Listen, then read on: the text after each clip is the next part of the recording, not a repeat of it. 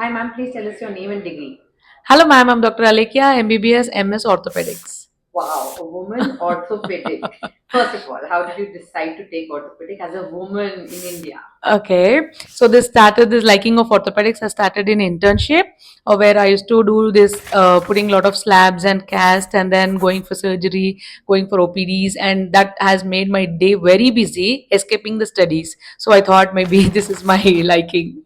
Lovely. You're an inspiration to women who want to take ortho. Should more women take ortho in India? Yes, yes, yes. Now it is a time for women to come up and take orthopedics because there is a lot of scope for women and there are more subspecialties which are towards women liking. Like they can go for pediatric orthopedics, they can go for hand surgery, they can go for scopy as well, and there are so many technical changes have come up. No, not making the physical strength the only asset for doing ortho. So it's a myth that you need to be big and bulky to do ortho, right? Yes, we are here to break the myth now. Perfect. And ma'am, between MS ortho and DNB, if I'm getting both, what should I take? Ma'am, this is actually regarding ortho. It is actually equal in both MS and ortho because this is one of the most important branch in the casualty as well. But the main difference we have is the MS degree will teach you more of trauma.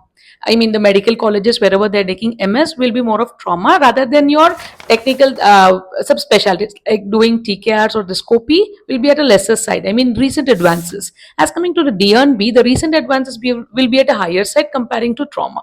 So vice versa, it is okay taking both the colleges, but if somebody is more towards recent advances and want to work for corporate sector, they might opt for DNB. And if you want to have the general basic foundation, you want as ortho as trauma, then you can opt for MS. Thank you.